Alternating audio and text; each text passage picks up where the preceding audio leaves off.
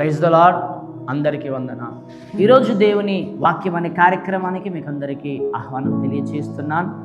నేటి దిన మూల వాక్యముగా సొలొమోను రాసినటువంటి సామెతల గ్రంథము 1వ అధ్యాయము 33వ వచన భాగాన్ని చదువుకుందాం. నా ఉపదేశమును అంగీకరించువాడు సురక్షితముగా నివసించును, వాడు కీడు వచ్చుచున్న భయము లేక నెమ్మదిగా నుండును. చూడండి ప్రియులారా, చదివిన లేఖన భాగములో నా ఉపదేశము అంగీకరించువాడు అనేటువంటి మాటలను ఇక్కడ లేఖనములో చాలా స్పష్టముగా మనం చూడగలుగుతున్నాం. ఉపదేశం అంగీకరించువాడు అని అంటే దాని అర్థం ఏంటిదంటే అంగీకరించని వారు కూడా ఉన్నారు అని అర్థం. ఆ పరమ తండ్రి మాట్లాడుతున్న మాట, నా కుమారుడా నా మాటలు ఆలకించిన యెడల నీకెంతో మేలు అని వాక్యం సెలవిస్తుంది. అవును ప్రియులారా, ఆయన మాటలు విని భూలోకములో త్రాగుబోతులు మారారు, వ్యభిచారులు మారారు, దొంగలు మారారు. అలా మనం చెప్పుకుంటూ పోతే ఎందరో మాంత్రికులు మారారు, ఎందరో మారుతూ ఉన్నారు. ఒక మనిషిని మార్చడానికి భూమి మీద ఎన్నో ప్రయత్నాలు చేశారు.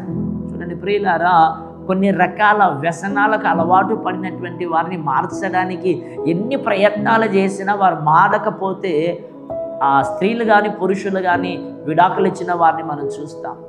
ఆ వ్యసనాల నుంచి వాళ్ళు మారకపోతే ఇంట్లో నుంచి వెళ్ళగొట్టిన స్థితిలో మనం చూస్తాం.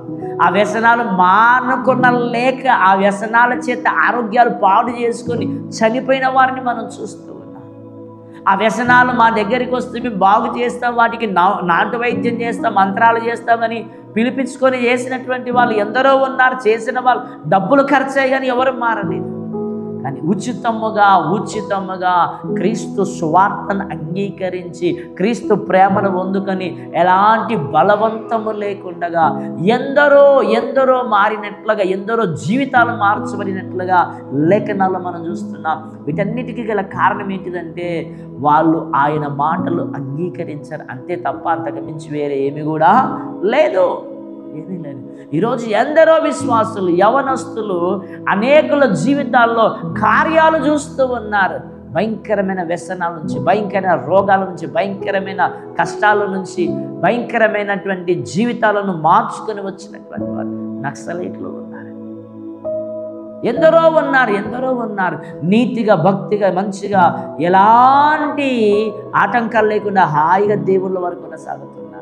అంటే దేవుని మాటలు అంగీకరించిన వాని జీవితం ఒకలాగా ఉంటుంది, దేవుని మాటలు అంగీకరించని వాని జీవితము ఇంకొకలాగా ఉంటుంది. కనుక దేవుని వాక్యములు నీకు నీ సంఘ కార్యక్రమాలను బట్టి ఎప్పుడు నీ సంఘ కార్యక్రమాలు గృహ కూడికలు ఉన్నాయో, సంఘ ఆరాధనలు, స్త్రీల కూడికలు, పురుషుల కూడికలు, ఉపవాస కూడికలు, అమావాస్య ప్రార్థనలని, పౌర్ణమి ప్రార్థనలని, అభిషేక కూటాలని, తైలాభిషేక పండగలని, సువార్త ఉజ్జీవ సభలని, స్వస్థత కూటాలని, సువార్త సభలు, ఇలా ఎన్నెన్నో టీవీలలో, సెల్ ఫోన్లలో నీకు వచ్చే వర్తమానములన్నీ కూడా దేవుడు నిన్ను ప్రేమించి నీకు పంపించే మాటలు ఇవి.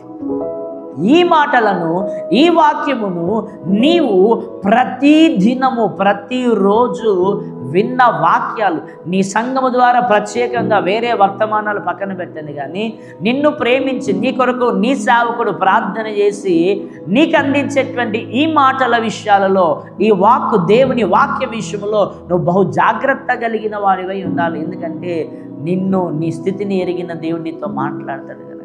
నువ్వు విన్న వాక్యాలు ఏవైతే ఉన్నాయో ఆ వాక్యానుసారంగా నువ్వు జీవించటానికి ఏం చేయాలంటే ప్రతి దినము దేవుని వాక్యమును చదవాలి, నువ్వు వినే వాక్యాన్ని ధ్యానించాలి. విన్న వాక్యాన్ని, చదివిన వాక్యాన్ని, ఈ రెండింటిని ధ్యానించకపోతే నువ్వు ఆత్మీయ స్థితిలో నిలబడలేవు.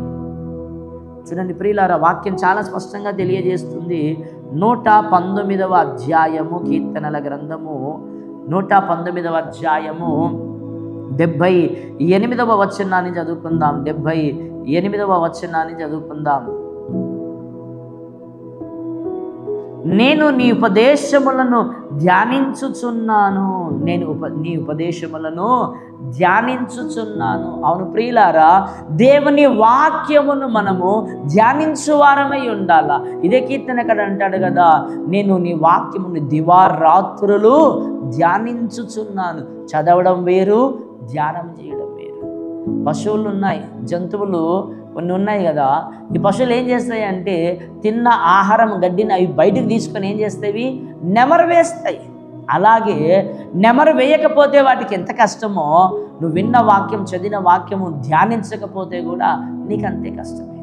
ఎందుకంటే అవి తింటాయి కానీ వాటి శరీరానికి నెమరు వేయకపోతే పట్టవు, వాటి శరీరానికి బలం రాదు. నువ్వు వింటావు కానీ దాన్ని ధ్యానించకపోతే, దాన్ని నెమరు వేయకపోతే నువ్వు కూడా అంతే బలహీనుడవే అయిపోతావు. కనుక ప్రియులారా, వాక్యం వింటున్నటువంటి నీవు ఒక ఉన్నతమైన ఆధ్యాత్మికమైన స్థితిలోనికి రావాలి అని అంటే వాక్యమును నువ్వు ధ్యానించేవాడివై ఉండాలని లేఖనాలు మనం చాలా స్పష్టంగా చూస్తున్నాం. చూడండి ప్రియులారా, ఇదే అధ్యాయములోనే అంటాడు కదా 141వ వచనములో, నీవు వాక్యమును మరవకుము అని అంటాడు.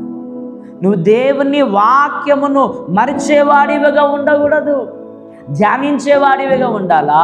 నీవు వాక్యమును విని విడిచిపెట్టేవాడివిగా ఉండకూడదు, నువ్వు మరవక ఉండాలా. మరవక దానిని ధ్యానము చేయాలనే విషయాన్ని లేఖనాల్లో మనము చాలా స్పష్టముగా చూడగలుగుతున్నాం. దేవునికి మహిమ కలుగునుగాక. హల్లెలూయా.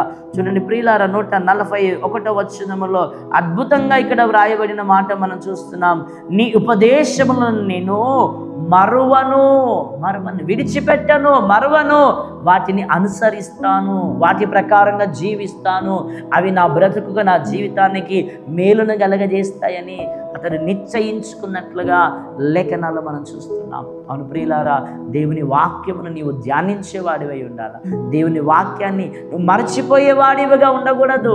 ఇంకా ప్రాముఖ్యమైన విషయం ఏంటంటే దేవుని వాక్యాన్ని నీవు నిర్లక్ష్యం చేసేవాడివిగా ఉండకూడదు. దేవుని వాక్యాన్ని అశ్రద్ధగా వినకూడదు, దేవుని వాక్యాన్ని తృణీకరించకూడదు, దేవుని వాక్యాన్ని నాకెందుకు లేని తప్పు ఆలోచనలతో దాన్ని పెడచెవున పెట్టకూడదు, తృణీకరించకూడదు, నిర్లక్ష్యము చేయకూడదు. కాలమును బట్టి చూస్తే నువ్వు వినే వాక్యాన్ని బట్టి ఈరోజు నువ్వు గొప్ప మహానాయకుడవై, సంఘ కాపరివై, సంఘ సేవలో బహుబలముగా వాడబడుతున్న ఏదో ఒక విశ్వాసివై ఉండవలసిన వాడివి. కాలం ముగించడానికి సమీపం అవుతుంది. నీ ఆధ్యాత్మికమైన జీవితంలో వయస్సు పెరిగిపోతుంది, కానీ స్థితి మాత్రము బహు కొంచెముగా పిరికితనముతో దేవునిలో ఎదగలేని స్థితి ఇంకా ఉన్నది.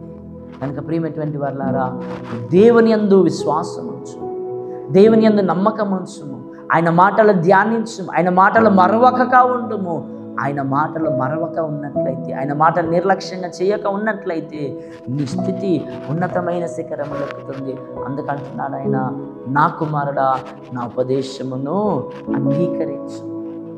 నా ఉపదేశమును అంగీకరించినట్లయితే నువ్వు సురక్షితముగా ఉంటావు, క్షేమముగాను నెమ్మదిగాను బ్రతుకుతావని వాక్యం సెలవిస్తుంది. కనుక ప్రియమైనటువంటి వారలారా, వాక్యమును మర్చిపోకుండా, వాక్యాన్ని ధ్యానిస్తూ, వాక్యాన్ని నిర్లక్ష్యం చేయకుండా జీవించుదాం.